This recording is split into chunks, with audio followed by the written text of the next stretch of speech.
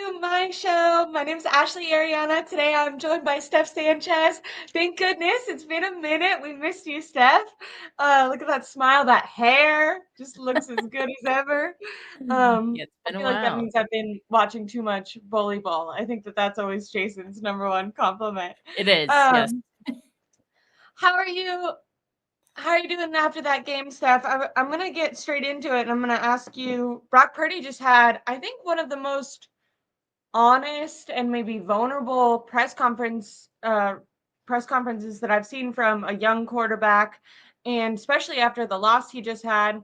I was really impressed with some of the questioning and his really detailed and open answers. Sometimes I think we get really accustomed to quarterbacks being like, I learned from the tape on to Cincinnati type of style, Yeah, or right. it's all on me, whatever. Like, but I felt like he actually showed some vulnerability within his answers, but also, you could see what things maybe scared him. Well, first of all, I'll ask you, how did you feel about the game really quickly, and then how did you catch the press conferences that just happened? Yes, I did. And what I thought about the game, it just seemed like the game got away from the 49ers pretty quickly. And I think also for Brock Purdy, like the throwing that many interceptions, whether they be fluky or not, I think did affect him as the game kind of went on. It kind of felt like he just was sinking further into quicksand. Yeah. It's at one point in the game, even despite some of the first half interceptions, the game was still close. I think we're finding solace in a couple of different things, and people call it coping, whatever you want. But at the end of the day, like I think there are some things that do give me solace in how the game went down. And if the game was played again, I'd feel a little bit better about it. Just 49ers had some bad breaks here and there, but they were able to move the ball pretty well.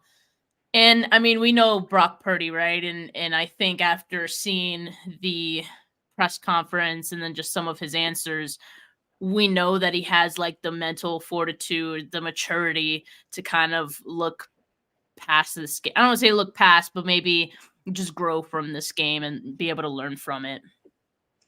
I actually wanted to ask you about that. I wonder if I think that normally we do expect Brock Purdy to kind of try to be able to flush things. He is so accurate and poised mostly. And I think that was maybe the most concerning part about this game is it really did feel like you could see, and now we're not hypothesizing because he ended up admitting this in his press conference, but you could kind of see him both be hesitant and want to press in Mm-hmm. the same time. I think in the game, you noticed him trying to get it all back once they were gone, going for that third. I know that I think Kyle Shanahan said that third interception, he he said that there's reasons for all the interceptions besides the first one. In my opinion, that third one was pretty egregious because it was really similar to that no, no, no, no, no, yes, Ayuk throw, where he was taking a deeper shot, but the guy was clearly covered. And there was a crossing route that ended up being open right ahead of that. And Brock Purdy in his press conference did say he got into this mindset like, we're down. I need to make not only a positive play, but I need to make a big play because I need to score quickly. We need to make splashes. And he really got in that mindset. I think it was Eric Branch asked him, while having that mindset, were you also worried then about, okay, I need to be aggressive, but also I don't want to throw another pick? And he said, yeah. And he admitted, he said, I was not in the right headspace. And I do wonder if Kyle Shanahan noticed this after his stinger, and if that was part of the reason he was taken out. Was Brock Purdy himself admitted that he was in a conundrum of his head of, I need to make a big play and prove to myself that I can, bring us back. But also, if I throw another interception, what does this mean for me on this stage? And he even admitted that going into the game, he did hear the chatter. He did know it was a big game. He did know this could be an MVP cementing type game. This has first seed implications for this team. When asked about Nick Bosa kind of having his back, he took a deep sigh, and that made me reflect back to that NFC Championship game when he really put pressure on himself for the responsibility he has to this team of kind of veterans. And I felt like you could really hear that in his voice. I really appreciated the vulnerability, and I do hope that he learns from it. But I wonder, I'm going to ask you, are you worried if Brock Purdy goes in first quarter? I know it's the Commanders, so maybe this isn't a good example, but in the playoffs or something, let's say, and throws an interception right away. Are you worried that, that could be in his head? Because it did seem like, and maybe it's just because of how many there were, because we've seen him flush it before, but it seemed like in this scenario, he was not able to flush it. Yeah, I think the concern for me comes from like this somewhat being a pattern, and not specifically like the interceptions and him not being able to bounce back, because you're right, we have seen that, and I think he's shown the ability he could do that. I'm not worried about that at all. In this game, like I said, it kind of got away from them because with each interception, you could see, and I'm sure, yeah, Kyle Shanahan did see, like he was trying to do too much, but also not at the same time. So like those are two very conflicting things. So that's going to change the way you play, obviously. But I think the pattern that I've seen in the 49ers losses, and particularly in the games where the 49ers have played really tough defenses, you look back at the game against the Browns where he fumbled a few times. There were some turnovers in that game. And even in the losing streak, it felt like Brock Purdy was trying to put too much on his own shoulders, trying to be the hero in those games. And in those games, like it's kind of a theme. Like you see him kind of lose his way a little bit when he's trying to do too much. And I don't know, it kind of has the team regress a little bit because of that, and he's not really executing the offense at that point because I don't know, maybe he's in his head a little bit. So that's the theme, that's the pattern I've noticed that I'm a little worried about going forward. Now, I do really appreciate the fact that he seems to be very self-reflective and introspective of what went down in that game and how he kind of was feeling about it, how he reacted to it, and how maybe that wasn't the right approach. So he's very self-aware. And so that's a strength too, because I don't think a lot of people are self-aware to really know in the moment or even Especially that afterward. young, just had a That birthday, and young, he just doesn't turned know he's 24, 24. right? So yeah, I mean that is a gift that he has, right? But at the end of the day, he does have to actually apply what he's learned, right? So at some point, we're gonna see Brock Purdy throw an interception, maybe two again. It's not gonna be his last multi-interception game, because every quarterback has those. And, we're going to see whether he's going to try to do too much to get themselves out of it, or if he's just going to keep on keeping on and try to execute the game plan. Because if you execute the game plan like Kyle Shanahan has He'll it get all back in planned the out, game. the game will come to you. Like it's going to work itself out. Even And so with I that think he many needs to learn that. interceptions, they were like, it felt, It was I don't it was know. close still. It was It close at felt one like, point. to Yeah. me, literally until Sam Darnold threw a pick, I thought that the 49ers could come back. Specifically in that, I mean, I think the turning point was that third quarter where you were like, Yes. this game might just be done. So maybe Mhm. maybe the faith past that third quarter was a little bit of my fandom. But at least until there, I mean, the defense did a wonderful job at minimizing the points scored off of those turnovers up until that third half, or that third quarter. Now, I'm wondering, people kind of, when the 49ers beat the Eagles kind of have crumbled since then. I know that they just won against the Giants, but they went down to the wire with the Giants, and they've been um, humiliated, which I feel like I'm allowed to say because the 49ers were just humiliated too. So ever since the 49ers kind of put the book out on Jalen Hurts, which is something that Nick Bosa said in Mhm. his post-game press conference or locker room press conference after that. He said, I put the book out on Jalen Hurts. This is how we beat him. Cowboys, pay attention.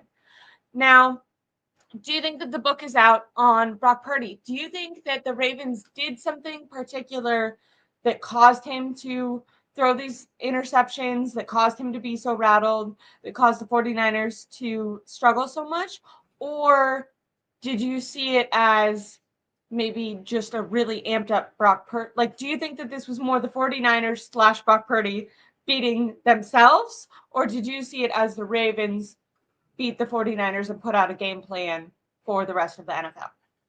I definitely think it was a mix of both in that game. I mean, we all got to give some credit to the Ravens, right? Like they went in there, they had a great game plan against the 49ers offense. They were extremely disciplined. They weren't biting into any motions. They really weren't reacting to it. It just seemed like they knew what the 49ers were going to try to do, and they had a plan for everything. So I do have to give credit to them, and that's definitely part of I think the reason that Purdy struggled a little bit to maybe refine his footing. But at the same time, they were moving the ball, in the first quarter and the first half. And so I do think, of course, Brock Purdy, getting into a bit of a rut with the turnovers did impact that as well. So it was a little bit of a two-way street on that. Now, as far as like the book being out on Brock Purdy and the 49ers, I think a lot of teams can look at what other teams did to beat a team, because like every team beats another team in the NFL. Like it happens every single week, but that doesn't mean that the team the following week is going to be able to do that exact same thing and then beat that same team. You know what I mean? And there's a reason for that. So what the Ravens were able to do, and even the Browns, they did it somewhat differently, but also somewhat the same. They have very talented defenses, and they're very talented at all three levels of the field. There wasn't really anything that I don't think there was one specific player that Kyle Shanahan was like, this is the guy we want to exploit in this matchup. Oftentimes there's one guy, there's the microscope meme of, Kyle Shanahan looking under the microscope, and he's looking at a linebacker or a safety, as a bad PFF grade or just looks terrible on tape, right? You can't. I don't think I can find a guy on the Ravens who really was like a weak spot in that defense, right? So I don't think there was anything to exploit too much. And so this is what I'll say.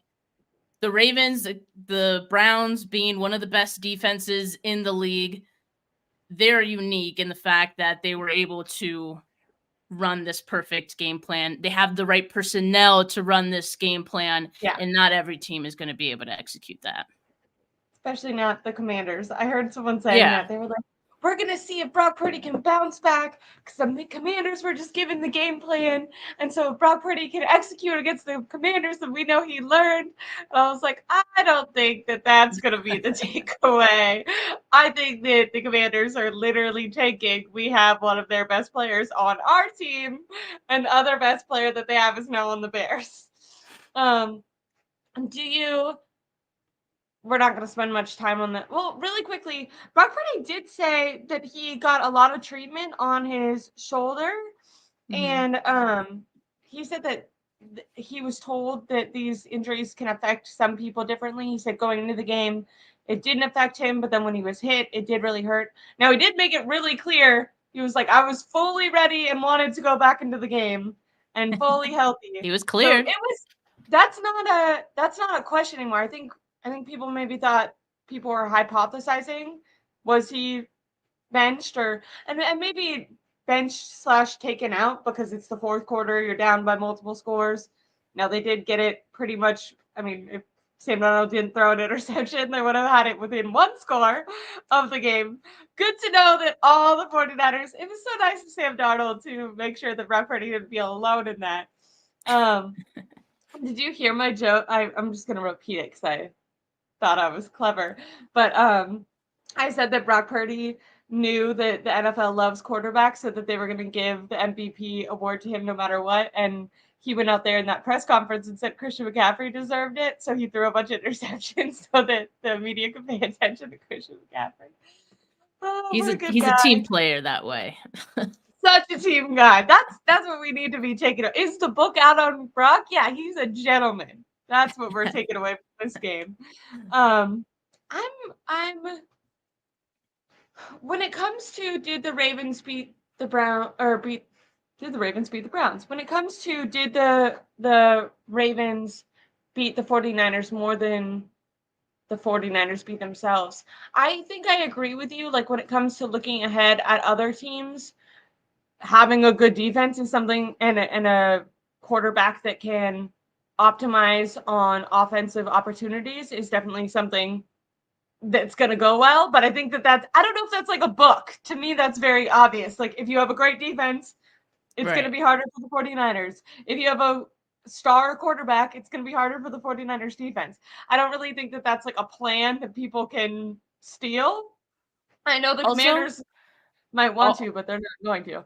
Go ahead. right. And also, like, 49er fans should know that because the 49ers have been on the other end of it, having an elite defense. You remember 2019, even maybe last year. The 49ers have had times where they've made Hall of Fame quarterbacks look silly, right? And Yeah, and that's what Tom really Brady. good defenses could do. And so that's why like the talk about all these people coming out of the woodworks and saying all these things about Brock Purdy and what they always thought about him. Oh, he's not very good is crap to me because it's simply just a really good defense playing a good offense 9 times out of 10. Usually the really good defense is going to be able to, win the game or at least, stop your offense. This Defenses is win gonna championships. There's a reason people say that. Yeah, and this is gonna be like a tough balance that Brock Purdy and Kyle Shanahan and Brian Greasy are all gonna have to figure out together. But I did something that did concern me in the press conference, and maybe it was just because I think Brock Purdy is really good about showing humility, which is something that is very respectable. But I don't want him to. It seemed like wasn't there a part of you that felt like he was like, I'm a game manager. I found out I'm a game manager. And I was like, no, Brock, you can be Mars too. Because he kept going to execute the game plan. The steps were there for me. I was doing too much. I can't do that. And I do think to win a Super Bowl, like I'm glad. I mean, you're never glad about all these picks, but I'm glad that Brock Purdy has the confidence to try to make some of those throws. And like He's I aggressive. try not to do the thing where Shanahan said some of them aren't on him because I also think he threw some picks that weren't caught up. So I think Mhm. these things, I think Yeah. luck ends up equaling out. But I do hope. I know we're gonna get to some haters, quote unquote, talking in a minute, and I know Cam Newton, and I found it funny. I like when people are petty, and I think the point of the sport is to banter. But Cam Newton kind of came out during the game with like an eye emoji and was like, "So game manager or game changer?" And then listening to that press conference, it felt like there was a little bit of Brock Purdy, and I know that people have talked about this before with Kyle Shanahan. Does he have a tendency to kind of beat down his quarterback a little bit? And I'm not saying we don't know behind the scenes, so I don't know what Kyle Shanahan has said or not said to Brock Purdy publicly. He's actually given Brock Purdy a good amount of grace, in my opinion. But I do think to win a Super Bowl, you need a quarterback that's going to believe that he can make that gotta have it throw. Now, if you're behind in the Super Bowl, you don't want a quarterback that's pressing so much that they continue to throw interceptions and that they're not just going down by down executing the game plan. Because, like we said, I think if they executed the game plan, even after 3 interceptions, they could have won the game. I honestly think if they would have just thrown 3 interceptions, they could have won the game. It felt coming out of the half, I was like, Yeah. if that Oh it yeah, was it just was a that close one game. turning point where all of a sudden the Mhm. Ravens were up, if they went from like 16 to like 30, and Brock Purdy threw an immediate interception after going 3 and out, like it just wasn't a good moment for it. Was just it was not their day. But I do want to say, just while we're talking about is the book out on Brock Purdy and Brock Purdy's psyche, I don't want to completely beat out the like confidence in him because I think so much of that is positive. Obviously, I think he was more amped up. Like I wouldn't consider what he was doing confident. I think even though maybe he was being aggressive, I think that came from a kind of a skittish place. And I think sometimes confidence can be aggressiveness, but sometimes confidence can be taking a deep breath and being poised. I don't know if you had any comments on that. I just watched the press conference, so I'm thinking about different things he said, and I was thinking about Cam kind of making that comment. I think you need a game manager, but you need in this system, you want someone who's going to execute the game plan, but you also need someone who's going to optimize it and take it to a next level when necessary. And I hope that Brock Purdy isn't scared to do that in the future. And I don't think he will be. I think he looked really humble in this press conference, but what we've seen from him so far is that he can usually bounce back. Yeah, I'm not worried about him being able to bounce back at all. I think like those types of performances and getting down on yourself is like a single game thing. And so like I said, it kind of just got out of hand for him and he couldn't really like regain his footing in that game, but I think every week is like a new slate. It's a new opportunity to have a different outcome to the week, right? And so I think that's what the Commanders kind of present to Brock Purdy this week, just a new opportunity to show, hey, like I could execute this offense. I'm not going to hurt this team. And actually, I actually think it's interesting that like Brock kind of admitted that some of the noise got to him, because I was kind of starting to wonder if like the MVP conversation was starting to get to him, and I didn't think it distracted him really, but him saying that makes me wonder if it kind of did. And maybe he was trying to upkeep his performance, and Yeah. that's a lot of stress too, especially when you go into the game and you start turning the ball over, right? You're like, oh crap, like kind of what he was saying and you were saying at the beginning, like, oh man, like this is exactly what some people were saying I've always been, and this is not what Yeah. other people Imagine say. Like you start playing those you mind games with spiral. yourself. And so I'm kind of glad that the MVP conversation is out of the window for Brock Purdy, like virtually. Like I know a I lot of like that. Like, 49er don't even fans have are to gonna think about right. I know a lot of 49er fans are still going to make the case for Brock. But, ultimately that game on Monday night was enough to, I think, hurt his odds quite significantly. And so I think it takes some pressure off of Brock and Kyle, the rest of the team as well. I actually really agree with that. I like that perspective. I think I remember it might have been you who said something similar about Christian McCaffrey when his streak was broken with the touchdowns. And it wasn't that like it's bad to get touchdowns, just like it's not bad to try to be in the MVP conversation.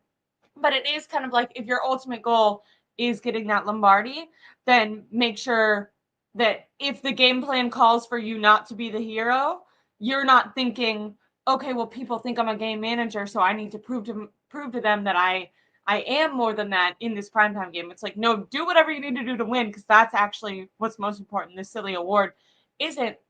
With that, I'm going to ask you, because some people say that Kyle Shanahan was complicit. I don't know if that's the right word. Complicit He, in this yeah, he had a vanilla game plan on purpose. kind of that I've heard people say like he was throwing the ball way too much, trying to maybe make that case for or for not Christian McCaffrey, which I think would be a hole in that argument for people. But do you feel like, I'll put this on me, I think Kyle Shanahan is getting too much hate. I felt like even though they weren't running the ball that much and the run game was effective, I can totally understand maybe after seeing how amped Brock Purdy is, the criticism of Kyle Shanahan should have leaned on the run game more.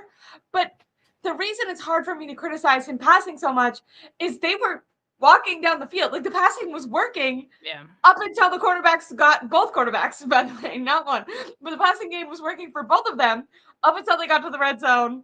And then they both were like, you get a car, you get a car. With the football, unfortunately. So I don't know. Maybe I can understand as a coach, you need to do more than game plan. So you need to like understand the psyche element. And so maybe you need to start leaning on the run game because you see that your quarterback's amped up. But when it comes to strictly play calling, I didn't have a huge problem with the passing attack because I felt like it was working up until the interceptions. How did you feel about Kyle Shanahan's game plan? And do you think he's getting, do you hear maybe it's just the people I listen to, do you hear the hate? And do you think he's getting too much hate? Or do you think the criticism is rightfully so? How do you feel about Kyle this week? I don't think it's hate per se. Like, I think there is some criticism of the play calling and not having enough runs. I think, but certainly watching the game live, I was kind of, I wouldn't say like criticizing the play calling, but I was kind of wondering, where and when they were going to mix in some runs. I think it would have benefited a little bit. Ultimately, like, I guess we'll never know, but I think just having that extra threat of, okay, could it be a run? Is it going to be a pass? Maybe would have helped going up against that Ravens defense. Not sure. Especially because Because they were like number one in pass defense and they were poor against the run. I mean, especially, I mean, they do have a good run defense this season, but like the last few games, they had kind of dropped the ball a little bit with that. So I would have tried to test that out early and just see if you could have gotten away with it. But at the same time, I think Kyle Shanahan's growth, or sorry, his confidence in Brock Purdy has grown. And it feels like every week he was kind of just not challenging Brock, but just wanting to, I think, just trusting that he can handle whatever like he was going to call for Brock, right? And you kind of see that in like some of the throws that they were attempting early in the game. Like those were really aggressive, like ballsy throws to attempt against this Ravens defense right off the bat. Like that kind of tells you what the mindset was going into that game. They were going to try to be aggressive. And so I think that tells you that Kyle had the confidence in Brock to, execute that. Obviously, at the end of the day, like I think that interception in the end zone, Brock just got a little greedy on that one. But they were moving the ball. They were getting a lot of chunk plays by passing the ball. I would have liked to see some more balance in the game plan early on. But they mixed it in a little later when Christian McCaffrey got his touchdown. That drive, they had a really good balance. So yeah, I understand, I guess, like some of the frustration from fans. But it is what it is. I've one thing I was kind of thinking is like, I feel like Kyle Shanahan like maybe outsmarts himself. I know some people don't like that I said that, but and what I just mean by that is when he's going up against really good teams, it's like it's almost like he assumes what the other team is going to come into the game wanting to stop, and he says to himself, do the well, opposite. we're just not going to try that. There. Yeah, I agree. I feel like he's even low-key admitted that in press conferences before, that he kind of does that, and it's like, no, just do what you do best, Right. and Play in your have faith identity. that you can do that better than they can stop it, or that they can Exactly. game plan for it. So yeah, that's what I would like to see. Was it against Dallas in the playoffs that Juszczyk after the game came off and he said that Kyle Shanahan was doing that type of thing, trying to get too cute, and he was like, let's just do what we do best. And then they went to that and they ended up winning the game. Does Kyle Shanahan's performance in this game then, because I think all season people have kind of been like, Kyle Shanahan is growing. This growth is necessary because he hasn't been able to kind of make it over the hump. And maybe things like showing confidence in your quarterback might be, a check in the growth box. But then not running the ball when you should run the ball is definitely a big giant check in the why do you always do this in every game that's important, Kyle box. So do you feel any differently about Kyle's ability to win a Super Bowl? That feels like a really dramatic question after just one game, where it feels like majority of it was on the quarterback, but I still think maybe it's a fair question. Do you feel differently? Maybe, and maybe you could say, have you felt differently this whole season? And then does this game change it? Or do you kind of feel the same that you have all season about Kyle's ability to win a Super Bowl with this team? I mean, I was feeling better about Kyle Shanahan because I thought that the offense was kind of evolving and growing because of what Brock Purdy was doing, because of the trust that you see Kyle Shanahan have with him. All those things. I don't think we really saw like a game this season, or at least I can't recall where the 49ers just, I guess there have been some games, but they didn't end up losing. So it's not something that people point out where like, they don't really run the football. Eventually they get back to it.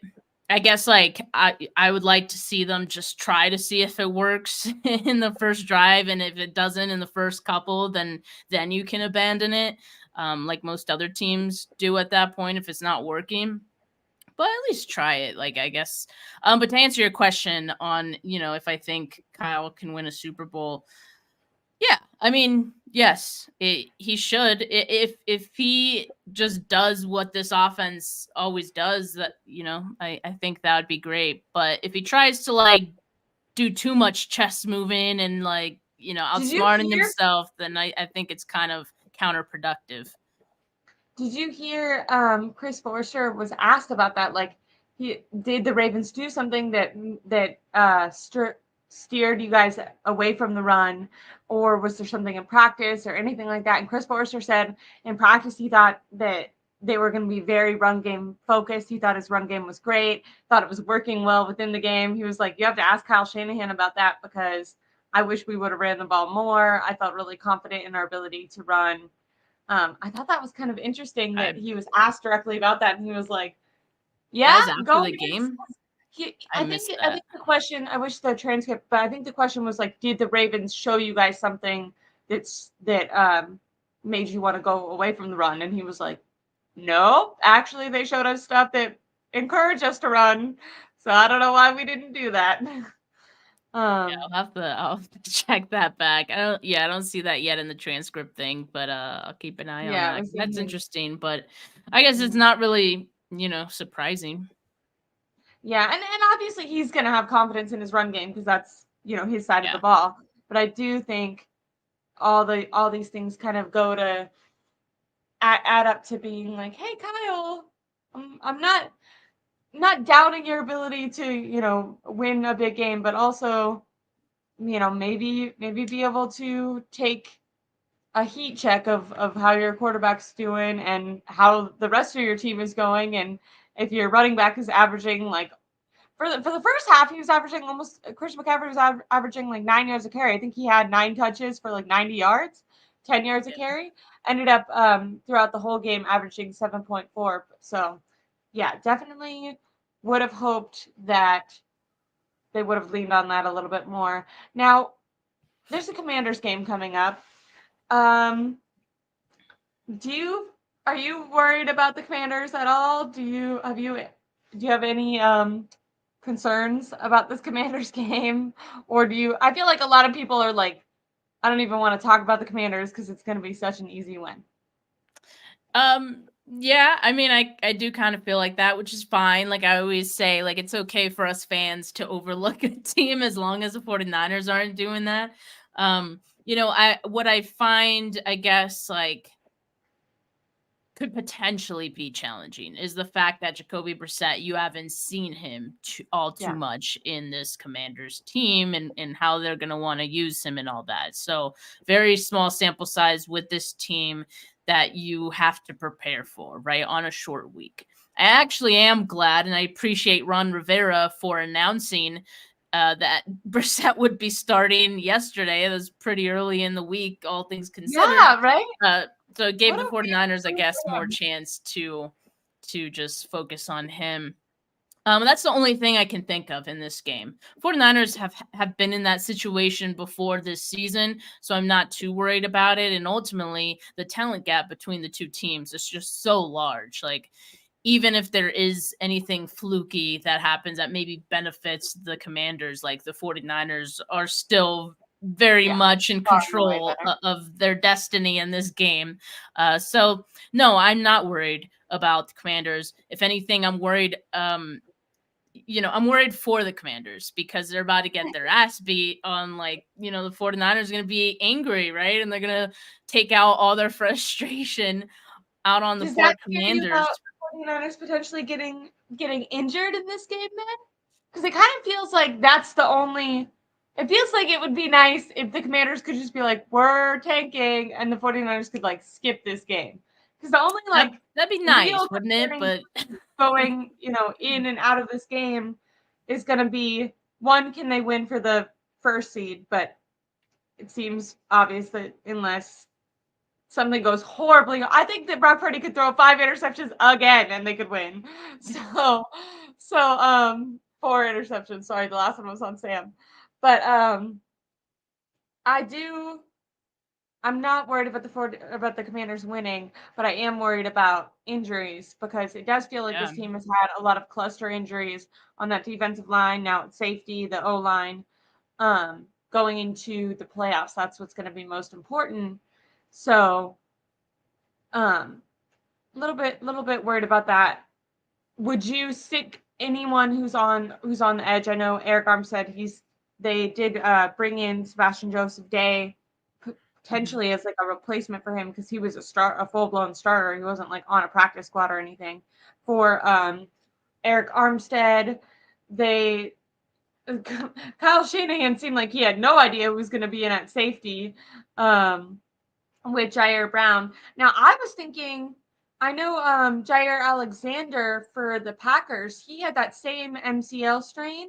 Now I feel like there's grades to this, but he's been playing with it all season. So I don't think Jair Brown, like if it was a playoff game, potentially he would be able to go. Now I wouldn't press anyone who's on the edge this week. Do you feel like even though this is a must-win game, do you think that you would push anyone who maybe? No, I wouldn't. I think you just have to trust in your depth. I think the playoffs mean far more than potentially losing this game because some key guys weren't in there, right? So Jair Brown, like Kyle Shanahan did call it concerning, which is same word he used for Eric Armstead. Armstead probably on the outside looking in as well for these next 2 weeks, I'd imagine. And so that's kind of the worry. The good thing is it seems like Logan Ryan is going to be able to step in, and Steve Wilkes had some good things to say about him, about how he did in practice. And so I'm excited to see him, but like if you suffer any more injuries at that safety spot, I Yeah, mean, they're who do you have going in? I saw Kyle someone like Shanahan was like, mentioning if Isaiah you're a Oliver. linebacker and you can play safety, you're gonna do it. It's crazy. So, yeah, they're at that point, and that's not where you want the 49ers to be. So, actually, like right now, I just checked. There's some practice notes for today, Thursday, and Okay. Aaron Banks still not practicing with his toe injury. So, Jair Brown also not. Eric Armstead, Ross Dwelly, Juwan Jennings, Jalen Moore not practicing. That was Trent, a Debo, big. and Oren, yeah, Trent, Debo, and Oren Burks are practicing though. So That's that's good. good. I like that a lot. That's very good. Trent being the most concerning out of all of those, so it is good that groin strain doesn't seem like it was like something super super serious. Maybe more of a tweak. Um, Aaron Banks, that's scary with his turf toe. I feel like he's been playing through that all season, but and I know Chris Forster said that same thing. He said it was it was like a re-aggravation of that injury, but less Mm-hmm. serious. And Yeah. now that he knows he can play through that, he knows what it feels like. He's a little bit better with that. And that's the one hard thing when we're talking about who to sit and who to not sit, even against the Commanders. When it comes to offensive line, you got to protect your quarterback. So those are guys that you want to play if they can go. Just because Brock Purdy getting injured in a Commanders game would be the worst. Now, you kind of said something. You said it would be better to lose this game, which is something that we're not even like super thinking is possible, but it'd be better to lose this game and lose the first seed and then have the injuries. And that kind of reminded me yesterday on the Warner House podcast, which is the podcast that Fred Warner does. Mm-hmm. He kind of was asked about that. He said he would rather, or not he would rather, but he said like getting a win matters less than their the style of football that they are playing going into the playoffs. Yeah. And that he was more concerned with how the defense has been giving up more points than like they were just able to squeak out a win. Now he did say like obviously it's always better and you always want to win or learn from you want to learn from wins, not from losses. But I did find that kind of interesting for like from like a player perspective. He was like, "What's this? The first seed is less important than all of our guys being healthy and in the right mindset." Do you feel like that first seed is necessary for the 49ers to win a Super Bowl? I don't think it's necessary. I think with the injuries that they're dealing with how physical they are, the wear and tear of the season, I think it would be important for them to get that 1 week and come out of it strong. Because I don't think they'd be the kind of team to come out flat after that. I mean, you recall the bye week earlier this year. That certainly helped them get Yeah. back into a good groove. Different circumstances then because of the way they were going into the bye week after 3 straight losses. But I understand what But Fred's saying, and being beat up because Kyle, what did he say? He said that they looked like tired and slow and beat up. yeah, And yeah, they that kind was of, different. I feel like, are showing signs of that now. Yeah, I have to imagine like it's kind of more of the same. So anytime you could get rest, like that is important. But I do understand what Fred's saying. Like having that being going into the playoffs with the head of steam is basically what the 49ers want. And like you don't want to lose that and be earned a 1 seed and have a bye week when you're kind of like falling flat even before that. Like you kind of want to be able to ride that wave, right? Like I kind of think that's what he's saying. They Um were just I maybe I didn't like preface the conversation enough, but because it's him and his wife, and it's a really casual thing, and she is more like of a fan, obviously. So she was like, "Well, maybe it's more of a wake up call. It's better to lose against the Ravens to lose than to lose against the Rams," and mhm. that's when he was kind of like, "You want to win them all, but yes, there is something to like going in with Going in like hot. upwards trajectory versus Mhm. not." Yeah. Yeah, Um, I think that's all he's saying, which is there's nothing wrong with that. He's not saying that the number 1 seed isn't important to the team or anything like that. I think he's just saying that he wants to make sure that yeah, they are on that upwards trajectory. So Do you think that they need it? Like, because you do hear like fans say that, like, oh, this is a wake up call, or maybe, maybe they were a little overconfident going into this game, something like that. Do you think that there is positives that you can take away from a loss like this, or do you think it's more one of those games where you just have to sweep it and go on to the next game? yeah, I mean, I think for this 49ers team, it's nice to get a wake up call every now and then. It's hard to stay like super motivated for a full season, especially like when you've done this so many times before. And yes, you're trying to get to the same place every time, but the seasons are really long and you're doing the same thing over and over again, basically. Um, and so, yeah, it's tough. Like, what I have to imagine it is. So, yeah, I think the getting a wake up call and having now to win these next two creates some urgency that maybe they didn't have before. And also going up against these AFC teams, like the record that they've had, I don't know if it's because these games haven't been as important to the seeding that it's like maybe it doesn't carry the same weight and urgency as some of the other big NFC games this year have. Um, so it's always nice to just get some a reason to pick up the energy and Definitely extra hopefully motivation. that could be what rides them on a high wave into the playoffs, right? Completely agree. I want to, before we close this out, I want to talk about something kind of silly.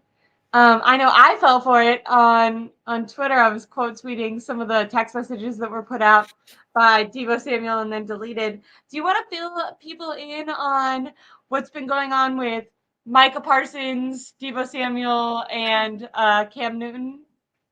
Sure. So I know this is your stream, Ashley, but I did put together a slide deck, for my show this morning, and I did talk Okay. about this. So I wanted you, if you can add this one, Yes. put it up on the screen. Here, I'm wondering how I can get it. Here, there we go, slideshow. So I created this timeline because there's a lot to Love follow, this. right, of what happened. And these are the major events, but they were several small events that happened in between this to Steph, kind I of make it love even this. more interesting. Yeah, I clearly have too much time on my hands. But so Monday night, obviously the 49ers lost. Micah Parsons tweets during the game, the 49ers were down 21 at the time. There was a tweet he posted. I believe I actually do have it. It's a couple of slides. Down 21, and there are no shots or development throws. Should tell you all you need to know. So obviously insinuating that Brock Purdy is just a game manager, and the 49ers don't trust him, right? Like that's Which makes what no sense because he's been on his podcast hyping up Brock Purdy, and his defense got exactly. smoked by Brock Purdy. It's hilarious, actually. Like he's I don't think he No one to understands. talk, Like, Micah. No yeah, one to talk. No one to shut up. Like yeah, that makes exactly. if Brock Purdy is bad, that means you're worse because he beat up on you. Exactly. So that's why that one's humorous. So then Wednesday morning, Debo Samuel joined the Kay Adams show as he does, every week. And he was directly asked about the tweet from Micah Parsons. And, Debo pretty much said, like, you're obsessed with us kind of thing. I don't know why everyone's so obsessed with us. He also told Cam Newton, like, stop texting me, stop calling or something like that.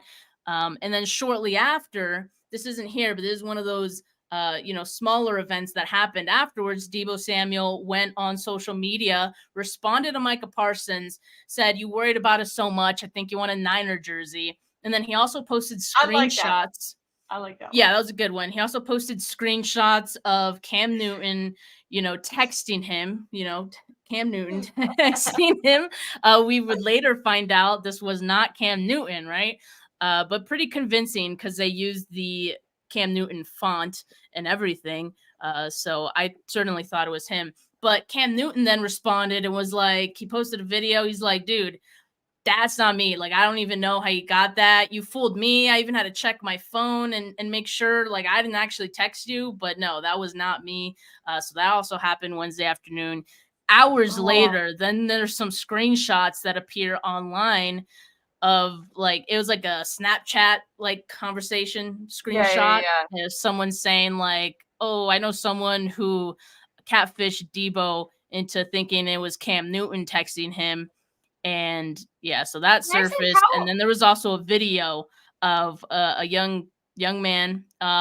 He sounded like a kid, honestly. He's probably like in college or something like that, calling Debo. So proof that he had his number. And his voice cracking, hands shaking as he's talking to Debo. But that pretty much did kind of confirm that, yeah, he was catfish. So that's I mean, beautiful slideshow, first of all, Steph. How that was incredible. Wow. I'm glad that you put that all together. That's hilarious. I thought I knew everything and I was even missing some of those parts. I thought the font was really convincing for me. With that Cam Newton one. How smart of these catfishers that they like went in time and like predicted that this was like, how did they know to pretend to be Cam Newton? You know what I mean? Like, damn. And then it just happened to be that all this stuff happened with Cam Newton. That was crazy.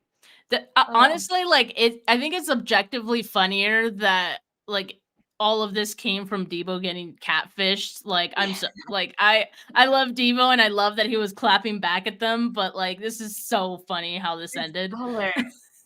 I will say, like, I feel like some people, have been like, Debo shouldn't say anything or whatever. I thought, I don't know, I like this stuff. And whether or not, I mean, it makes Debo look silly because, or at least the Cam part of it does, because it wasn't real. But I don't really see a problem. I guess I can understand the criticism of, like, Debo had kind of a bad game, so don't talk. But I don't know. I kind of think this stuff makes sports fun. Although I especially the one that gets me is the Micah Parsons, but he's always talking about everyone. He's always trying to butter people up, and then when he thinks that it's cool to trash on me, trash on, like, just stand on something. I don't even care what your opinion is. Just like make it firm. Right. Yeah. Like, I respect Cam's opinion because he's like at least kept the same opinion the whole entire time. Freaking Mike is just like riding the wave. But that was hilarious. I Hilarious. really like that you put together a timeline for that. It's always fun. I feel like Debo, he goes through, you know, like once a year, he has a little social media thing going Yeah. on. This year he's had a lot, but yeah. Yeah, when people in the comments are kind of just arguing with whether or not Cam was right or not, which I feel like it's just a conversation that we cannot say right now. To be honest, I don't think. What is it? The guy My you always do a show with, Rob. He's like, you yeah, have to yeah. have a certain amount of sample size before you can decide what type of player this player is. If Brock And Purdy that's keeps fair. up the level of play he's had his whole career so far, even if he has another bad game, like if he has all those good games and then another bad game, you would say he's an elite quarterback.